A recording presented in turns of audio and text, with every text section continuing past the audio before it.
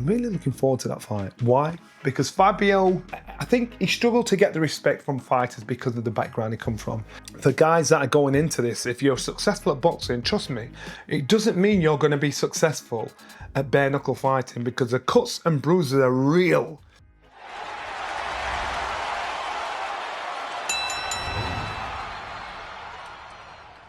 Hello, it's That Boxing Show with me, Johnny Nelson. It's a weekend roundup. There's a lot been happening in the past week and this weekend, yesterday as well. I didn't get until like 6 a.m. Sunday morning. I was shattered. I was down in London. Graham Stack, he put on a pretty good event, raised a lot of money, £150,000 plus for Sporting Minds, actually. And it was all right, man. It was Joni Morris and David Bentley. They were top of the bill. There were some good fights on the undercard. So you had footballers fighting footballers, went into the dressing room a couple of times with the players. And they were nervous. And I thought, this is going to be a bruiser. I thought it would be a bruiser because the players are fit guys. And so they're used to succeeding, they're used to winning, they're used to they're strong. So you know people are going to get hurt.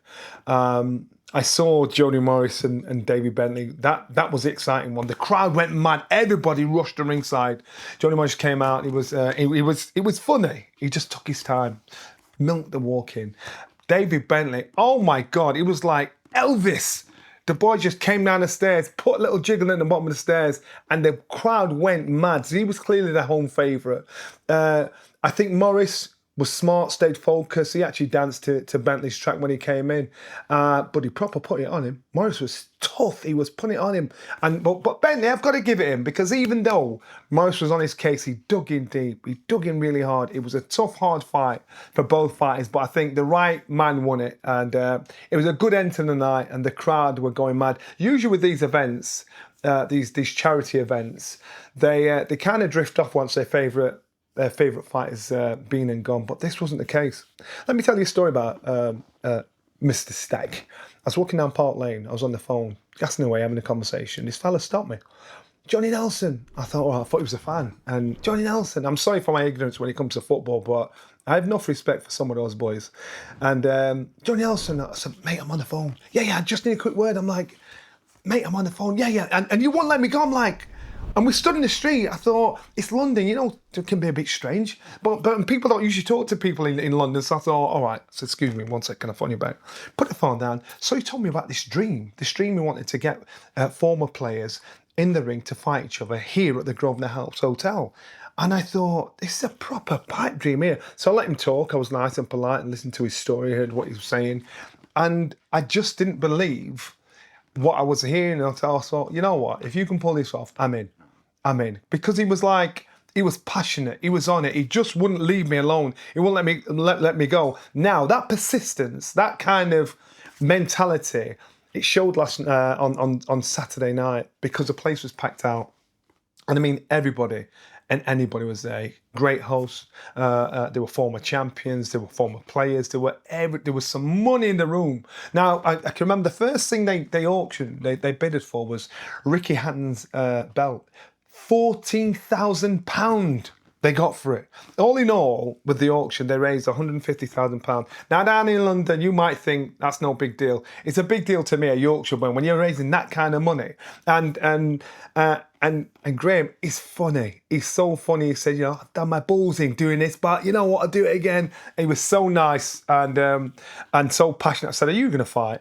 And I think he'll end up getting in the mix at some point. But all in all, it was a grand night. I want to say a big thanks to our sponsors, BetGoodwin, for supporting That Boxing Show. Now, if you're interested in having a little flutter, or as I call it after my dad, Benji's Bets, BetGoodwin's the place to be. They're all about looking after their customers with the best bet odds and guaranteed great customer service. Check out BetGoodwin using the QR on the screen. But remember, it's all about having fun, and please bet responsibly. It's all about having fun, and if it's not fun, simply stop. It's strictly for over 18s, and always gamble responsibly. For advice and support, visit begambleaware.org.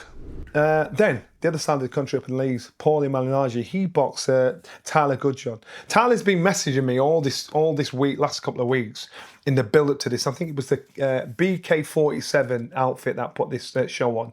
And it was good because a lot of fighters, boxers went up there to watch this. And I thought, all right, now it's starting to get traction. And that's why there's a sort of a weird obsession from the boxers to the bare knuckle fighters watching this, because the bare knuckle fighting, that was the original. That's where it all stemmed from. That's where boxing stemmed from. And so my interest was how Paulie and Tyler, they'll gel, how they're mixed, because they both used to box, so they're from that art. So then they get into bare knuckle, so they've got to kind of regress and get rugged. Initially, my worry was, Paulie's got bad hands. I'm like, Paulie, why are you doing this? And Paulie's not got the smallest of nose. So I'm thinking, oh boy, that's going to get broken. But Paulie, he's a nutter. He wants to fight. That's what he's. That's what's inside him. Tyler Goodjohn saying, "You what? Watch this. Sending me a message. Watch this. Watch what's going to happen." So I couldn't split myself. I ended up going down to London. I had a few eyes on the prize up in Leeds. Paulie put on a cracking performance. He got there on a split decision. But then after that, Paulie was in Leeds General because the cuts and bruises. It was like someone had chopped him up in a butcher's shop, and it was 4 o'clock in the morning. Still, nobody had even seen to the stitches. He said, "What is it with these in England? What is it? Got no stitches, man. It's no ASAP. That's just how it rolls." And so I think he was there till 4 or 5 o'clock before he got any stitches. Couldn't see out of his right eye, and I think it's a reality check. For guys that are going into this, if you're successful at boxing, trust me, it doesn't mean you're going to be successful at bare knuckle fighting, because the cuts and bruises are real. They're real. And even when you look at it, you think, oh, why would I do that? But then if you looked in the crowd, there were so many ex-fighters and fighters in the crowd watching it with a weird obsession.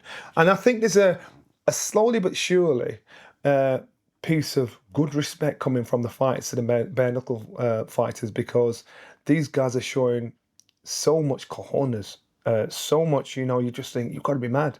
And you've got to look at the history of our sport. The history of our sport, that's where it started. The bare knuckle fighting is going to push up. And then all of a sudden, you don't know what will happen. You might get one against the other. And I think I will always go for the bare knuckle fighter over the boxer, because it's different gravy, man. You can't go in there and take your time and set it up with a jab. It's like, whoa, they rush you. So right now, if you said who'd win on top, you got a boxer and a bare knuckle fighter in there, I'd go bare knuckle. And yes, I can hear them crying and screaming and saying, "Nelson, you traitor." I am not a traitor, because I've seen these guys. And I've seen boxers get in there. James Dalegale get in there. Paulie get in there. And when they got caught, they were like chopped up. And they're like, this is something they've never seen before. You can't set him up with a jab. It's like pure Russian. But just have a look. If you've not watched it and you think it's barbaric, you'll still think it's barbaric, but you'll be obsessed. You'll watch it again and again and again. Oh, the rumours are... Fraser Clark, TKV, that's been postponed again. Ben Shalom's stint with the BBC, another hurdle. I think this is the second postponement. I think should have been, don't quote me, there should have been an initial show earlier on, a couple of months ago. It didn't happen. Should have happened this coming month. It hasn't happened. They've had to push it back a bit because TKV's been injured. I just don't think, it's like your first day at school and you're late twice. You know what I mean? That's what it's about.